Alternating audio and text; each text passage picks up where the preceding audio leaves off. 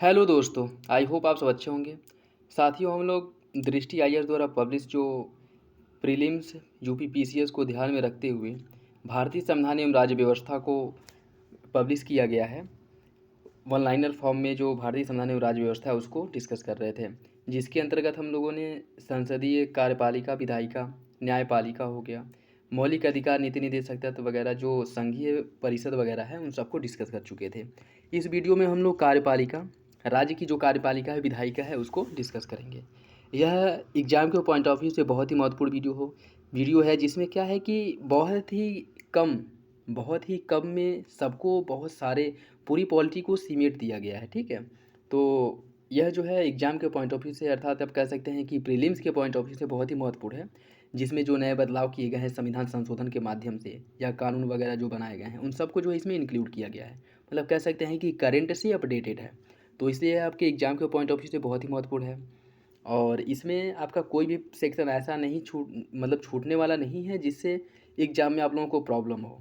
सारे सेक्शन को जो भी इम्पोर्टेंट हैं उन सबको इसमें कवर किया गया है। स्पेशली कह सकते हैं कि वह प्रीलिम्स या यूपी पीसीएस प्री को ध्यान में रखते हुए ही इसको तैयार किया गया है, तो इसलिए जो है यह आप लोगों के एग्जाम के लिए बहुत ही महत्वपूर्ण हो जाता है। तो आप लोग इसे मेरे साथ बने रहिए और देखिए। यदि आप लोग चैनल पर नए हैं तो सब्सक्राइब कर लीजिए और बेल आइकन को प्रेस कर लीजिए। और यदि वीडियो अगर अच्छा लगे तो लाइक करना बिल्कुल भी ना भूलें, और कोई कन्फ्यूजन हो तो कमेंट बॉक्स में कमेंट करके पूछ सकते हैं। चलिए इसी के साथ वीडियो की शुरुआत करते हैं। राज्य की कार्यपालिका में हम सर्वप्रथम जो है राज्यपाल देखेंगे। राज्यपाल जो राज्य विधानमंडल का अभिन्न अंग है और यह राज्य की कार्यपालिका का औपचारिक प्रधान होता है तथा केंद्र सरकार का यह प्रतिनिधि होता है। मूल संविधान में व्यवस्था थी कि प्रत्येक राज्य के लिए एक राज्यपाल होगा, जिसका प्रावधान किया गया था अनुच्छेद 153 में। लेकिन बाद में 7वें संविधान संशोधन 1956 के माध्यम से इसमें बदलाव किया गया और ये कहा गया कि एक राज्यपाल दो या दो से अधिक राज्यों का भी राज्यपाल हो सकता है। अर्थात इसमें ये कहा गया कि एक व्यक्ति को दो या दो से अधिक राज्यों का राज्यपाल भी बनाया जा सकता है, और यह जो बोला गया था 7वें संविधान संशोधन 1956 द्वारा यह नया प्रावधान उसमें शामिल किया गया था। ठीक है, और कहा गया कि एक ही व्यक्ति जो है दो या दो से अधिक राज्यों का राज्यपाल बनाया जा सकता है। राज्यपाल की नियुक्ति एवं उसकी अर्हताओं के बारे में अगर हम बात करें तो वह भारत का नागरिक होना चाहिए, 35 वर्ष की आयु पूरी कर चुका हो। अन्य अर्हताओं में उस व्यक्ति को संसद के किसी सदन या किसी राज्य के विधानमंडल के किसी सदन का सदस्य नहीं होना चाहिए। राज्यपाल पद पर आसीन व्यक्ति का लाभ, मतलब यह जो है राज्यपाल पद पर आसीन व्यक्ति कोई लाभ का पद धारण नहीं करना चाहिए। इसकी पदावधि की बात करें, अनुच्छेद 156 में राज्यपाल की पदावधि से संबंधित उपबंध किए गए हैं और इसमें 3 बातों का वर्णन किया गया है। पहला यह था कि राज्यपाल राष्ट्रपति के प्रसाद पर्यंत अपना पद धारण करेगा। राज्यपाल जो है वह राष्ट्रपति के प्रसाद पर्यंत अपना पद धारण करता है। वह राष्ट्रपति को संबोधित करके त्यागपत्र द्वारा अपना पद छोड़ सकता है। उपर्युक्त दोनों उपबंधों के अधीन रहते हुए 5 वर्ष की अवधि तक अपने पद पर रहेगा। इन दोनों बातों को पूरा करते हुए वो 5 वर्ष तक अपनी अवधि पूरा करेगा। अतः यह भी कहा गया है कि वह अपने पद की अवधि समाप्त हो जाने पर भी तब तक पद धारण करता है जब तक उसका उत्तराधिकारी पद ग्रहण न कर ले। ये भी इंपॉर्टेंट याद कर लीजिए, उसका पद पूरा हो जाता है, अगर उसका कार्यकाल पूरा हो जाता है तो भी वह तब तक अपने पद पर बना रहता है जब तक नए राज्यपाल जो है वह अपना पद ग्रहण ना कर ले। तो इम्पॉर्टेंट है, याद रखिएगा। ये छोटे छोटे फैक्ट हैं जो बहुत ही इंपॉर्टेंट हैं और परीक्षा में घुमा फिरा के क्वेश्चन पूछ लिए जाते हैं और फिर हम कंफ्यूज हो जाते हैं, तो अच्छे से आप इसे देखिए। अनुच्छेद 158 में इसके वेतन, सुविधाओं और इसके विशेषाधिकारों से संबंधित बात की गई है, जिसमें कहा गया कि राज्यपाल को वह वेतन, भत्ते और विशेषाधिकार प्राप्त होंगे जो संसद विधि द्वारा निर्धारित करती है। राज्यपाल को वर्तमान में बात करें तो 3.5 लाख रुपये वेतन के रूप में प्राप्त होता है। राज्यपाल को वर्तमान समय में 3.5 लाख रुपये वेतन के रूप में प्राप्त होता है। अगर किसी व्यक्ति को दो या दो से अधिक राज्यों का राज्यपाल नियुक्त किया जाता है तो वह राज्य राष्ट्रपति द्वारा निर्धारित अनुपात के अनुसार उसके वेतन व भत्तों अर्थात और खर्चों को जो है वहन करेंगे। राष्ट्रपति जो अनुपात निर्धारित करेगा वह अनुपात जो है वह राज्यों द्वारा वहन किया जाएगा। अनुच्छेद 361 में कहा क्या गया है, राज्यपाल अपने पद की शक्तियों के प्रयोग और अपने कर्तव्यों के पालन के लिए किए गए किसी कार्य के लिए किसी भी न्यायालय के प्रति उत्तरदायी नहीं होगा।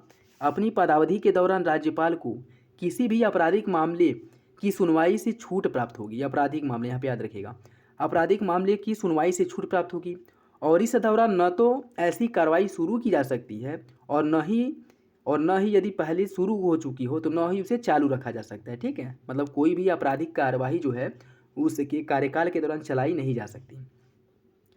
कार्यकाल के दौरान राज्यपाल की गिरफ्तारी, कारावास के लिए आदेश नहीं देने की जो अधिकारिता है वह किसी भी न्यायालय के पास नहीं है। अनुच्छेद 361 सब क्लॉज 4 में कहा गया है कि राज्यपाल के व्यक्तिगत कार्यों के संबंध में यह सुनिश्चित या यह उन्मुक्ति सीमित है यदि कोई व्यक्ति राज्यपाल द्वारा किए गए किसी व्यक्तिगत कार्य के संबंध में अनुतोष का दावा करने वाली सिविल कार्यवाही शुरू करता है, सिविल कार्यवाही शुरू करना चाहता है तो वह ऐसा कर सकता है। मतलब इसमें कहने का तात्पर्य यह है कि राज्यपाल के कार्यकाल के समय कोई आपराधिक कार्यवाही नहीं की जा सकती है, लेकिन सिविल कार्यवाही की जा सकती है। ठीक है, और इसमें कहा गया है कि लिखित सूचना, अगर सिविल कार्रवाई करना है तो इसके लिए 3 शर्तें पूरी होनी चाहिए। लिखित सूचना राज्यपाल को देनी होगी और ऐसी सूचना के बाद कम से कम 2 महीने का समय देना होगा, कम से कम 2 महीने का समय देना होगा। सूचना में पक्षकार को अपना नाम, पता, कार्यवाही की प्रकृति, मांगे गए अनुतोष अर्थात रिलीफ का विवरण भी देना होगा। तो यह भी इम्पोर्टेंट है, याद रखिएगा। राज्यपाल को जो है आपराधिक मामलों में उसके खिलाफ कोई कार्रवाई नहीं होगी, लेकिन दीवानी मामले में उसके खिलाफ जो है कार्रवाई हो सकती है। राज्यपाल की शक्तियों और उसके कार्यों की बात करें, राज्य के स्तर पर राज्यपाल की शक्तियां और कार्य प्रायः वही होती है जो केंद्र के स्तर पर राष्ट्रपति के पास होती हैं। दोनों में अंतर यह है कि राष्ट्रपति के पास सैन्य आपात संबंधी राजनयिक शक्तियां हैं, जबकि राज्यपाल के पास यह शक्तियां नहीं हैं। कार्यकारी शक्तियों की बात करें, राज्य सरकार के सभी कार्य राज्यपाल के नाम से ही होते हैं। राज्यपाल राज्य के मुख्यमंत्री और अन्य मंत्रियों की नियुक्ति करता है तथा सभी मंत्री उसके प्रसाद पर्यंत अपना पद धारण करते हैं। 4 राज्यों में छत्तीसगढ़, झारखंड, मध्य प्रदेश और उड़ीसा के राज्यपालों को विशेष दायित्व दिया गया है कि वे अपने राज्य में जनजातियों के कल्याण हेतु एक मंत्री की नियुक्ति करेंगे जो जनजाति कल्याण के साथ साथ अनुसूचित जातियों तथा पिछड़े वर्गों के कल्याण या किसी अन्य कार्य को भी संभाल सकेगा। तो यह इंपॉर्टेंट है, याद रखिएगा कि छत्तीसगढ़, मध्य प्रदेश और झारखंड और उड़ीसा यहाँ के जो राज्यपाल हैं उनको कुछ अलग भी और कह सकते हैं कि एक्स्ट्रा शक्ति दी गई है, जिससे कि वह जो जनजाति क्षेत्र है या फिर से अनुसूचित जाति, पिछड़े वर्ग जो है उनके कल्याण के लिए कोई कार्य कर सके या फिर से जनजाति परिषद की स्थापना कर सकते। राज्यपाल जो है राज्य के महाधिवक्ता को नियुक्त करता है और उसका वेतन निर्धारित करता है। राज्यपाल के प्रसाद पर्यंत ही राज्य का महाधिवक्ता अपना पद धारण करता है। वह मुख्यमंत्री से राज्य के प्रशासन या किसी प्रस्तावित विधान के संबंध में जानकारी मांग सकता है। राज्यपाल किसी विषय पर संबंधित मंत्री ने निर्णय लिया है, अगर किसी विषय पर संबंधित मंत्री ने निर्णय लिया है किंतु मंत्रिपरिषद ने उस पर विचार नहीं किया है तो राज्यपाल मुख्यमंत्री से अपेक्षा करता है कि वह उस विषय को मंत्रिपरिषद के समक्ष विचार के लिए प्रस्तुत करवाए। मतलब वही जो केंद्र में राष्ट्रपति को प्राप्त शक्तियां हैं, राज्यपाल को वही शक्तियां राज्यों में प्राप्त हैं। विधायी शक्तियों की अगर हम बात करें, राज्य का विधानमंडल द्विसदनीय है तो राज्यपाल विधान परिषद के लिए कुल सदस्यों के 1/6 को मनोनीत करता है। अगर राज्य में द्विसदनीय विधायिका है तो विधान परिषद में जो सदस्य मनोनीत होंगे, जो सदस्य आएंगे उनमें से 1/6 सदस्यों का मनोनयन राज्यपाल द्वारा किया जाता है। और ये जो सदस्य होते हैं वे ऐसे व्यक्ति होते हैं जिन्हें साहित्य, विज्ञान, कला, सहकारिता आंदोलन और समाज सेवा में से किसी एक या किन्हीं विषयों का विशेष ज्ञान या व्यवहारिक अनुभव प्राप्त हो। अगर ऐसा है तो इन 5 क्षेत्रों के आधार पर राज्यपाल जो है मनोनयन करता है। अनुच्छेद 333 के तहत राज्यपाल आंग्ल भारतीय समुदाय का विधानसभा में पर्याप्त प्रतिनिधित्व नहीं होने पर एक सदस्य को मनोनीत कर सकता है। ठीक है, जिसका प्रावधान किया गया अनुच्छेद 333 में।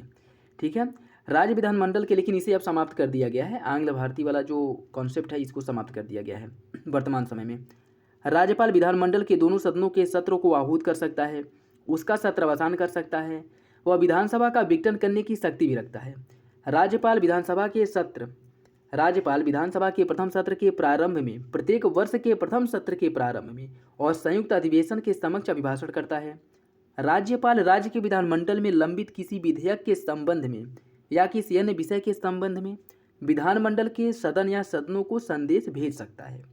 राज्यपाल विधानमंडल के किसी सदस्य की निर्भरता का निर्वाचन आयोग की सलाह से विनिश्चय करता है और उसका विनिश्चय अंतिम होता है। ये भी इंपॉर्टेंट है, उसका जो निर्धारण होता है वह अंतिम होता है। राज्य विधानमंडल द्वारा पारित कोई विधेयक का अधिनियम तभी बनता है जब राज्यपाल उसे अनुमति देता है। अगर हम राज्यपाल के वीटो शक्ति की बात करें, साधारण विधेयक के संबंध में अनुच्छेद 200 के तहत राज्यपाल के पास निम्नलिखित विकल्प हैं। अनुच्छेद 200 के अंतर्गत राज्यपाल के पास निम्नलिखित विकल्प हैं। वह विधेयक को स्वीकृति देने की घोषणा कर सकता है। राज्यपाल विधेयक को स्वीकृति देने की घोषणा कर सकता है। वह विधेयक पर स्वीकृति रोकने की घोषणा कर सकता है, अर्थात अत्यंतिक वीटो का प्रयोग कर सकता है। राज्यपाल विधेयक को अपनी सिफारिश के साथ विधानमंडल को पुनर्विचार के लिए भेज सकता है, और यदि विधानमंडल उस विधेयक को राज्यपाल द्वारा सुझाए गए संशोधन के साथ या उसके बिना पुनः पारित कर दे तो राज्यपाल उसे स्वीकृति देनी पड़ती है। तो जो है राज्यपाल उसे स्वीकृति देने के लिए बाध्य है, और इस कंडीशन में यह निलंबनकारी वीटो का प्रयोग करता है। राज्यपाल अनुच्छेद 200 के तहत विधेयकों को राष्ट्रपति की अनुमति के लिए आरक्षित भी कर सकता है, और इसकी स्वीकृति के लिए कोई समय सीमा निर्धारित नहीं की गई है, और कह सकते हैं कि इसके अंतर्गत वह जेबी वीटो का प्रयोग करता है। धन विधेयक के संबंध में धन विधेयक राज्यपाल की अनुमति से विधानसभा में पेश किया जाता है। धन विधेयक राज्यपाल की अनुमति से ही विधानसभा में पेश किया जाता है। वह विधेयक को स्वीकृति देने की घोषणा कर सकता है, जिससे वह अधिनियम बन जाता है। प्रायः वह स्वीकृति दे देता है, क्योंकि विधानसभा में धन विधेयक पेश किए जाने से पहले उसकी पूर्व सहमति ली जा चुकी होती है, इसलिए धन विधेयक को वह वापस नहीं करता या उसे रोकता नहीं है। अध्यादेश जारी करने की जो शक्ति है, अनुच्छेद 213 में राज्यपाल को अध्यादेश जारी करने की शक्ति दी गई है, और यदि विधानमंडल में 2 सदन हैं तो दोनों में कोई एक सदन मतलब किसी में पेश किया जा सकता है। यदि सत्र नहीं है और राज्यपाल को यह समाधान हो जाता है कि ऐसी परिस्थितियां विद्यमान हैं जिसके कारण तुरंत कार्यवाही करना आवश्यक है, तो उसके द्वारा अध्यादेश जारी किया जा सकता है। और राज्यपाल, इसमें कहा गया है क्या कि राज्यपाल केवल उन्हीं विषयों पर अध्यादेश जारी कर सकता है जिन पर कानून बनाने की शक्ति राज्य के विधानमंडल के पास है। जिस विषय पर राज्य विधानमंडल कानून बनाने का अधिकार रखता है, केवल उन्हीं विषयों पर राज्यपाल को अध्यादेश जारी करने की शक्ति दी गई है। इस अध्यादेश का वही बल और प्रभाव होता है जो राज्य के विधानमंडल द्वारा पारित अधिनियम का होता है। अध्यादेश के निरंतर जीवित रहने के लिए जरूरी है कि राज्य का विधानमंडल नया सत्र शुरू होने के 6 सप्ताह की अवधि पूरी होने से पहले उसकी अनुमोदन का संकल्प पारित कर दे। राज्यपाल जब चाहे अध्यादेश को वापस भी ले सकता है। ठीक है, तो याद रखिएगा यहाँ पे 6 महीना नहीं 6 सप्ताह है। 6 सप्ताह के भीतर दूसरा सदन जैसे सदन प्रारंभ होता है तो बिल को अनुमति देना अनिवार्य होता है अगर उसे आगे बढ़ाना है। तो राज्यपाल की वित्तीय शक्तियों की बात करें, वह सुनिश्चित करता है कि प्रत्येक वित्तीय वर्ष के संबंध में राज्य की विधानसभा या विधानमंडल के दोनों सदनों के समक्ष वार्षिक वित्तीय विवरण या बजट रखा जाए। राज्यपाल किसी अचानक उत्पन्न हुए खर्च का प्रबंध करने के लिए राज्य की आकस्मिकता निधि से अग्रिम धनराशि भी ले सकता है। वह राज्य के लेखों से संबंधित राज्य वित्त आयोग की रिपोर्ट तथा नियंत्रक महालेखा परीक्षक अर्थात सीएजी की रिपोर्ट विधानसभा और क्या कह सकते हैं कि विधानमंडल के समक्ष प्रस्तुत करवा सकता है उस पर बहस करने के लिए। वह 5 वर्ष के बाद अपने राज्य की पंचायत संस्थाओं की वित्तीय स्थिति का पुनर्विलोकन करने के लिए राज्य वित्त आयोग का गठन करता है। ठीक है, न्यायिक शक्तियों की बात करें, अनुच्छेद 161 के अंतर्गत राज्यपाल को कुछ दंडों या दंडादेशों को क्षमा या निलंबित करने की शक्ति दी गई है। मतलब कह सकते हैं कि अनुच्छेद 161 के अंतर्गत राज्यपाल को न्यायिक शक्तियाँ प्रदान हैं, और उसे वो कौन कौन सी शक्तियाँ हैं जो प्राप्त हैं, तो इसके अंतर्गत जो है क्षमादान के मामले में राष्ट्रपति व राज्यपाल की शक्तियों में 3 अंतर है। राष्ट्रपति केंद्रीय विधियों के मामले में, जबकि राज्यपाल राज्य विधियों के मामले में क्षमादान कर सकता है।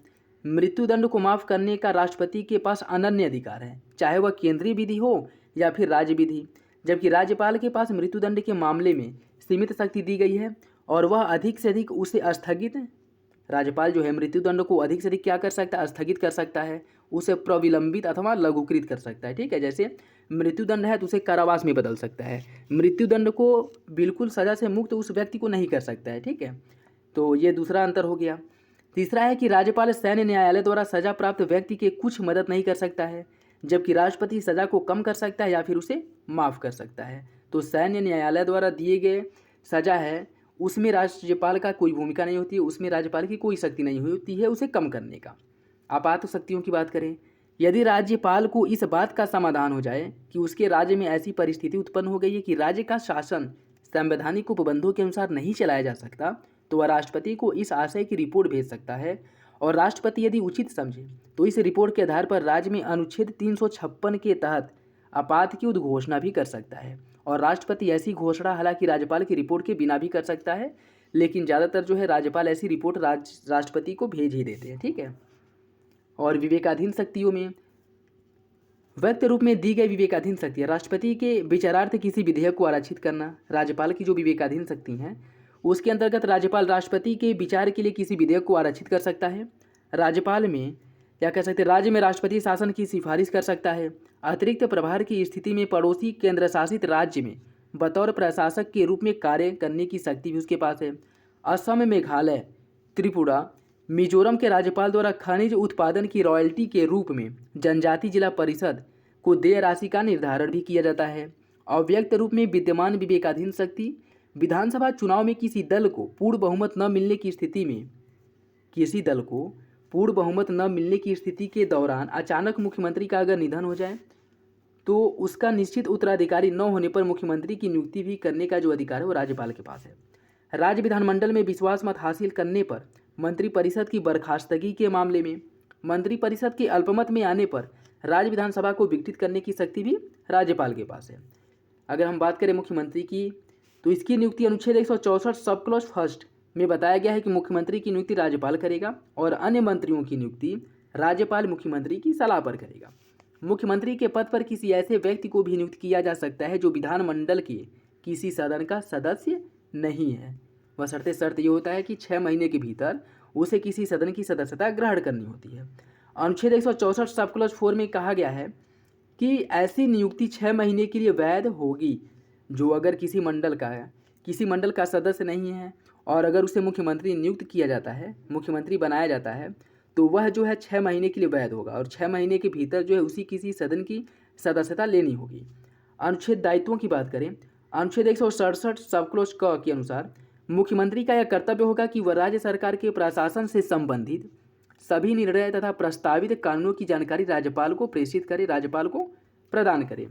अनुच्छेद 167 ख के तहत मुख्यमंत्री राज्यपाल द्वारा प्रशासन के संबंध में मांगी गई जानकारियों को उपलब्ध कराएगा। अनुच्छेद 167 ग के तहत मुख्यमंत्री का भी किसी मंत्री के निर्णय को मंत्रिपरिषद के सम्मुख रखने का कर्तव्य है।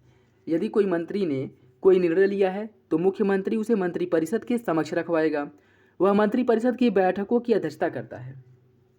वह विधानमंडल के समक्ष सरकार की नीतियाँ प्रस्तावित करता है। वह राज्यपाल को विधानमंडल के विभिन्न सत्र मुख्यमंत्री राज्यपाल को विधानमंडल के विभिन्न सत्र आहूत करने तथा सत्रावसान करने की सलाह देता है। वह विधानसभा का विघटन करने से संबंधित निर्णय भी कर सकता है।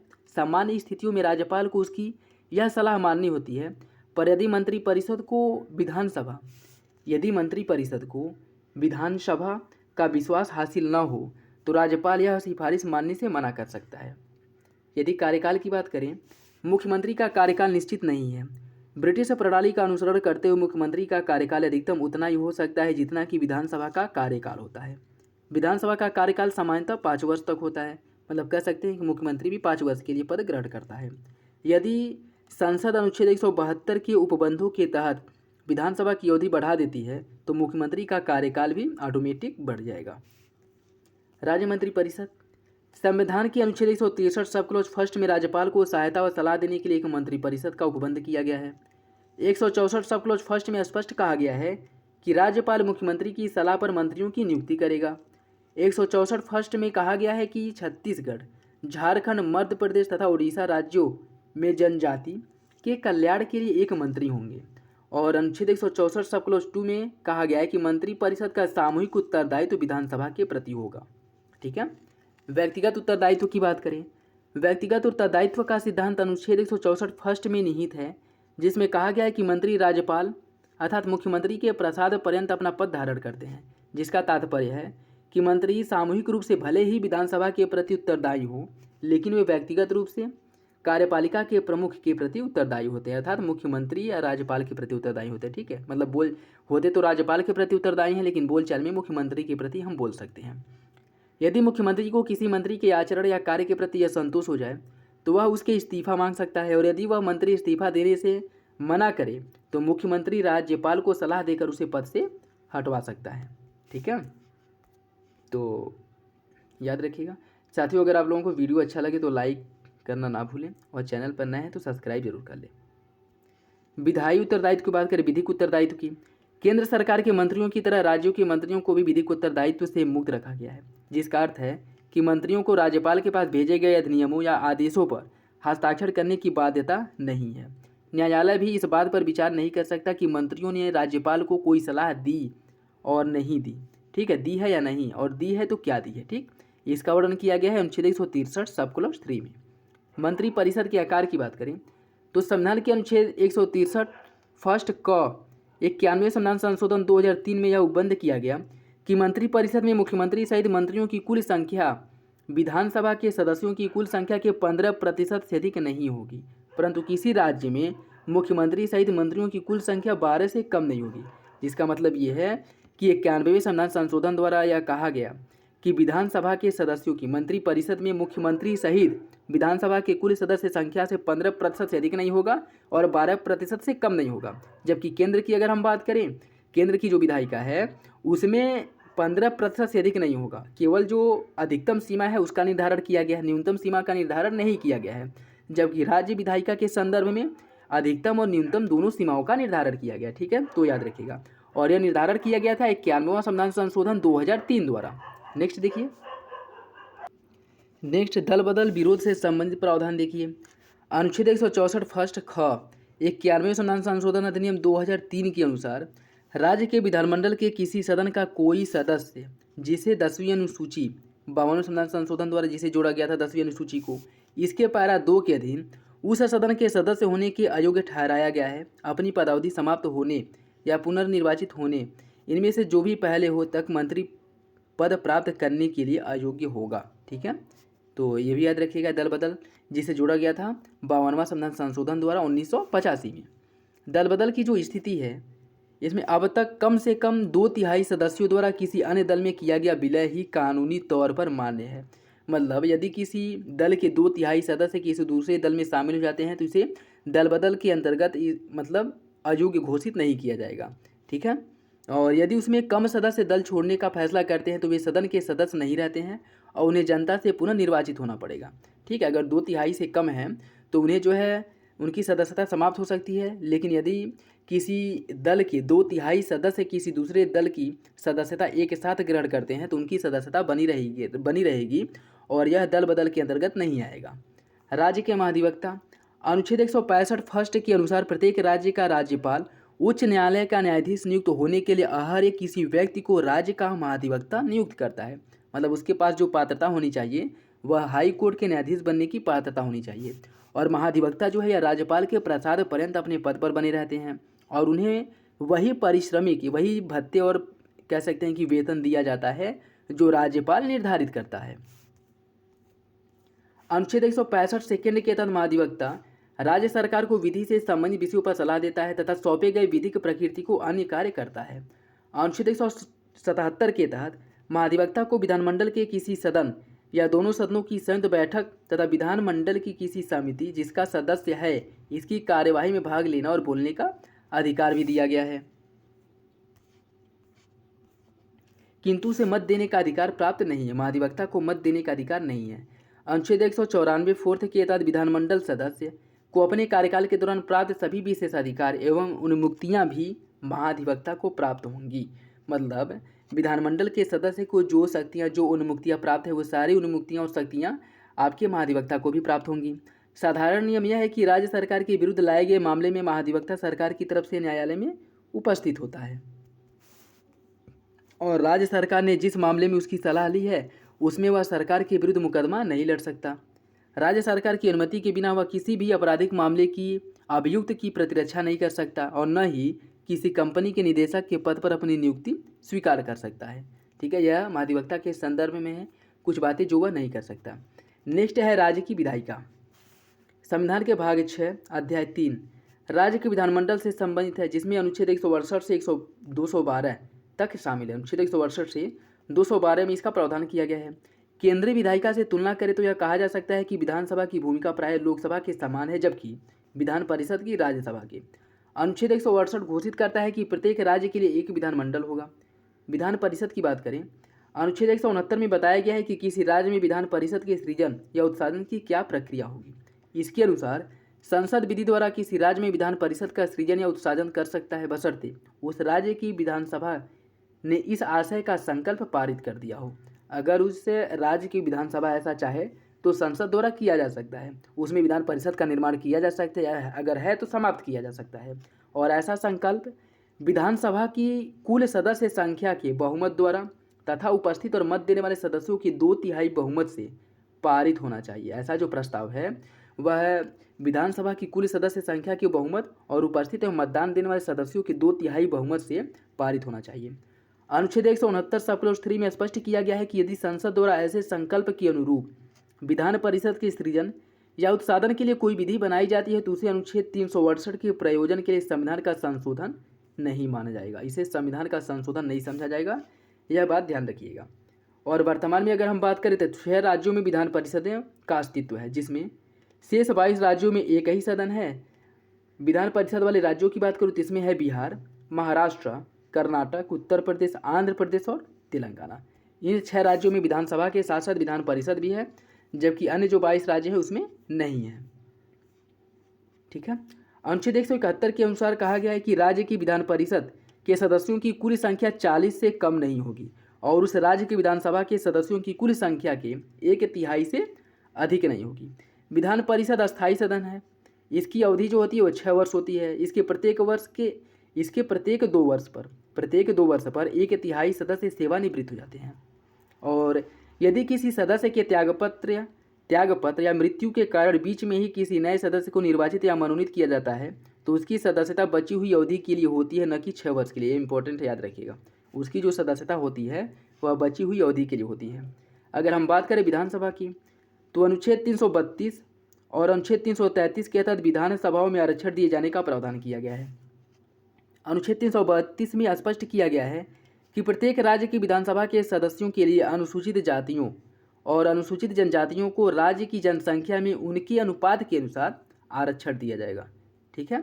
अनुच्छेद 332 में अनुसूचित जाति और अनुसूचित जनजातियों को, और अनुच्छेद 333 में जो है अनुसूचित जनजातियों को, जिसमें प्रावधान किया गया है ऐसा। ठीक है। मतलब कह सकते हैं कि अनुच्छेद 332 के तहत अनुसूचित जाति और 333 के तहत अनुसूचित जनजातियों, और अनुच्छेद 332 के तहत अनुसूचित जाति और अनुसूचित जनजाति, और अनुच्छेद 333 के तहत आंग्ल भारतीय समुदाय से। ठीक है, तो कन्फ्यूज मत होइएगा।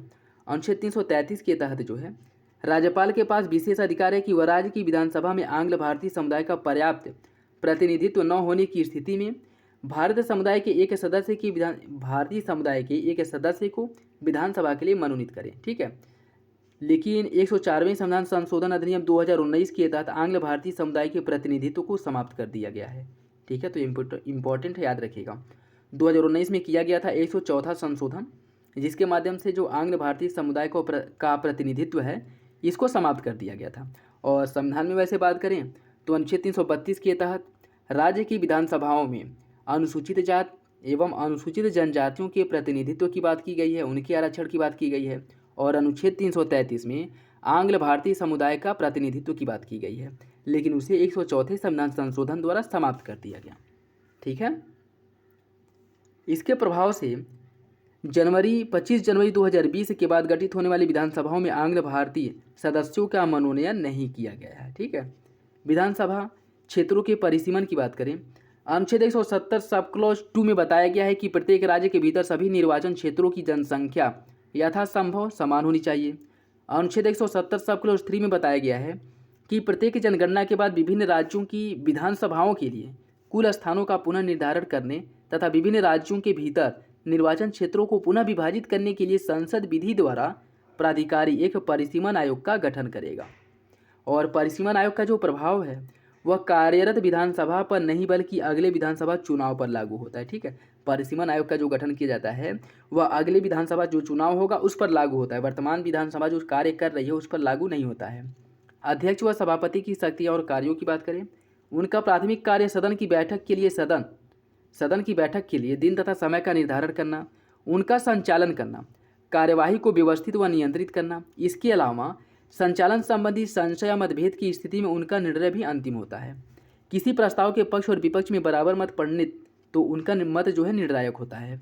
सदन के किसी सदस्य के संबंध में दल बदल से संबंधित शिकायत मिलने पर उसकी निर्भरता के प्रश्न पर फैसला उन्हीं के द्वारा किया जाता है। वे चाहे तो सदन की किसी बैठक को गुप्त सत्र के रूप में रूपांतरित भी कर सकते हैं। ठीक है। गढ़पूर्ति नहीं होने की स्थिति में अध्यक्ष या सभापति का कर्तव्य बनता है कि वह बैठक को तब तक के लिए स्थगित कर दे जब तक कि गढ़पूर्ति न हो जाए। कोई विधेयक धन विधेयक है या नहीं, यह भी निश्चित करने का अधिकार जो है विधानसभा अध्यक्ष के पास है और उसका निर्णय अंतिम होता है। विधि निर्माण की प्रक्रिया की बात करें, साधारण विधेयक की प्रक्रिया में यह प्रक्रिया पूर्णतः वही है जो संसद में अपनाई जाती है। प्रथम वाचन, द्वितीय वाचन, तृतीय वाचन और विधेयक दूसरे सदन को भेजा जाता है। ठीक है, तो ये पूरा प्रोसेस जो है वही है जो कि आपके सदन में देखने को मिलता है, केंद्र विधानमंडल में। और विधेयक जो है जब दूसरे सदन में जाता है तो यह चरण उन्हीं राज्यों में आता है जहाँ पर विधानमंडल में 2 सदन है। यदि विधानसभा विधेयक को पारित करके सहमति प्राप्त करने के लिए उसे विधान परिषद को प्रेषित करता है तो विधान परिषद के पास निम्नलिखित शक्ति होती है। वह विधेयक को बिना किसी संशोधन के पारित करे विधानसभा को भेज सकती है। वह विधेयक को कुछ संशोधन के साथ विधानसभा को वापस भेज सकती है। वह विधेयक को अस्वीकार कर सकती है। यह भी कर सकती है कि वह 3 महीने से अधिक अवधि तक विधेयक को पड़ा रहने दे और उस पर कोई कार्यवाही न करे। और यदि विधान परिषद निम्नलिखित 3 में से कोई एक स्थिति उत्पन्न करती है तो गतिरोध पैदा हो जाता है। यदि वह विधेयक को अस्वीकार कर देती है, यदि वह 3 महीने से अधिक अवधि तक विधेयक को अपने पास पड़ा रहने देती है तथा उस पर कोई कार्यवाही नहीं करती है, या फिर यदि वह विधेयक को ऐसे संशोधनों के साथ पारित करती है जिस पर विधानसभा सहमत न हो, तो इस कंडीशन में क्या होगा, इस स्थिति में इनमें से किसी भी स्थिति में विधानसभा उस विधेयक को संशोधन के साथ या संशोधन के बिना पुनः पारित कर सकती है और उसे पुनः विधान परिषद को भेज सकती है। और इस बार विधान परिषद के पास निम्नलिखित विकल्प होते हैं। वह विधेयक को स्वीकार कर ले अर्थात पारित कर दे, वह विधेयक को पुनः स्वीकार कर दे, वह विधेयक को ऐसे संशोधन के साथ पारित कर दे जिनसे विधानसभा सहमत न हो, वह 1 महीने से अधिक अवधि तक विधेयक पर कोई कार्यवाही न करे। विधान परिषद के पास सिर्फ यह शक्ति है कि वह विधेयक को पहली बार 3 महीने और दूसरी बार 1 महीने तक रोक सकती है, किंतु वह उसे कानून बनने से पूरी तरह रोक नहीं सकती है। और इस दृष्टि से राज्यसभा की तुलना में काफ़ी कमजोर स्थिति है। इस स्थिति में अगर बात करें हम तो विधान परिषद की स्थिति राज्यसभा की तुलना में कमजोर है। विधान परिषद जो है किसी भी विधेयक को अधिकतम 4 महीने तक रोक सकती है, पहली बार 3 महीने और दूसरी बार में 1 महीने के लिए, मतलब 4 महीने के लिए अधिकतम वह रोक सकती है और कुछ नहीं कर सकती है। ठीक है, और संसद में ऐसी गतिरोध को सुलझाने के लिए दोनों सदनों की संयुक्त बैठक की व्यवस्था है, किंतु राज्य के विधानमंडल के संबंध में ऐसा कोई उपबंध नहीं किया गया। ठीक है, तो ये भी याद रखिएगा, राज्य विधानमंडल के संबंध में संयुक्त बैठक का कोई प्रावधान नहीं है।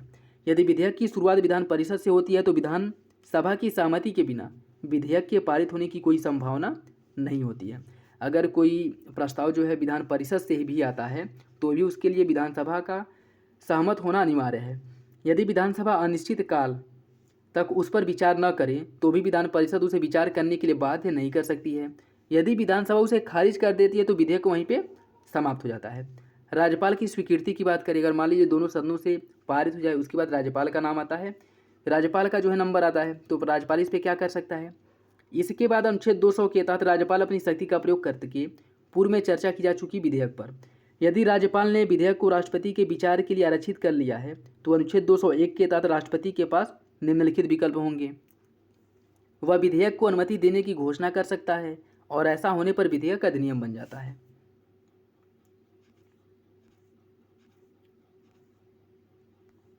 या फिर वह विधेयक को अनुमति नहीं देने की घोषणा कर सकता है। चूंकि अनुच्छेद 201 में राष्ट्रपति को विचार करने के लिए कोई समय सीमा नहीं बताई गई है, इसलिए यदि वह चाहे तो विधेयक को बिना विचार किए अपने पास पड़ा रहने दे। वह राज्यपाल को निर्देश देकर विधेयक को इस संदेश के साथ विधानमंडल को वापस भेज सकता है कि वह विधेयक के किसी या किन्हीं विशेष उपबंध के संबंध में पुनर्विचार करे, या फिर ऐसा होने पर संदेश प्राप्त होने की तारीख से 6 महीने के भीतर विधानमंडल उस पर विचार करता है। अगर वह विधेयक को संशोधनों के साथ या उसके बिना पुनः पारित कर देता है, यदि विधानमंडल उस विधेयक को संशोधन के साथ अथवा उसके बिना पुनः पारित कर देता है तो उसे फिर राष्ट्रपति के समक्ष प्रस्तुत किया जाता है और राष्ट्रपति इस बार भी विधेयक को अनुमति देने के लिए बाध्य नहीं है। जबकि केंद्र में क्या है, केंद्र के संदर्भ में ऐसा है कि दूसरी बार जब विधेयक राष्ट्रपति के पास जाता है तो राष्ट्रपति उस पर सहमति देने के लिए बाध्य है, जबकि राज्यों के संदर्भ में राष्ट्रपति इस पर सहमति देने के लिए बाध्य नहीं है। बात अगर धन विधेयक की करें, धन विधेयक के मामले में विधानसभा को लोकसभा की तरह ही विशेष अधिकार दिए गए हैं। विधानमंडल मूल रूप से विधानसभा, इससे धन विधेयक पारित होने के बाद राज्यपाल के पास भेजा जाता है। विधानसभा अध्यक्ष विधेयक के साथ इस आशय का प्रमाण पत्र पृष्ठांकित करता है कि यह धन विधेयक है, मतलब वह प्रमाणित करता है कि ये जो विधेयक है वह धन विधेयक है। अनुच्छेद 200 के तहत धन विधेयक के मामले में राज्यपाल को यह अधिकार नहीं है कि वह उसे राज्य के विधानमंडल को पुनर्विचार के लिए भेज सके। उसके पास 3 विकल्प होते हैं। पहला, वह उस पर स्वीकृति दे दे, दूसरा स्वीकृति न दे और तीसरा राष्ट्रपति के लिए आरक्षित कर दे। और अनुच्छेद 201 में बताया गया है कि राष्ट्रपति भी ऐसे विधेयक पर या तो अनुमति दे सकता है या रोक सकता है, उसे सदन या सदन को जो है पुनर्विचार के लिए नहीं भेज सकता। ठीक है, तो राष्ट्रपति के पास भी 2 शक्तियाँ हैं। और इन विकल्पों के अलावा राज्यपाल तथा राष्ट्रपति के पास जेबी वीटो के प्रयोग का विकल्प तो रहता है। साधारणतः राज्यपाल धन विधेयक पर स्वीकृति दे देता है। अगर बात करें हम वित्तीय विधेयक की प्रक्रिया की, तो वित्तीय विधेयक पर भी राज्य के साधारण केंद्र सदनों की प्रक्रिया को अपनाया गया है। राज्य में भी वही प्रक्रिया है जो केंद्र में है। विभिन्न प्रकार की निधियों की, राज्य की संचित निधि जिसकी चर्चा अनुच्छेद 266 में की गई है, जिसमें कहा गया है कि राज्य सरकार को प्राप्त होने वाला सारा राजस्व तथा ऋण अदायगी से प्राप्त होने वाला सारा धन इसी में जमा कराया जाता है और राज्य सरकार के सभी खर्चे भी समानतः इसी निधि के माध्यम से किए जाते हैं। और राज्य का जो लोक लेखा है, इसकी चर्चा भी अनुच्छेद 266 में की गई है, जिसमें कहा गया कि संचित निधि के अलावा सभी सार्वजनिक राशियां राज्य की लोक लेखा में जमा की जाएंगी। ठीक है, तो ये भी इम्पोर्टेंट है, याद रखिएगा। राज्य की आकस्मिकता निधि की अगर हम बात करें, तो जब तक किसी आकस्मिक खर्च के लिए राज्य के विधानमंडल ने सरकार को प्राधिकृत न किया हो, तब तक राज्यपाल राज्य की आकस्मिकता निधि से आवश्यक धनराशि सरकार को अग्रिम के तौर पर दे सकती है। यह निधि राज्यपाल के अधिकार में रहती है और इसे संचालित करने के लिए संसदीय कार्यवाही की आवश्यकता नहीं होती है। ठीक है, तो इम्पोर्टेंट है, याद रखिएगा। राज्यपाल की ओर से राज्य सरकार का वित्त सचिव इसका संचालन करता है।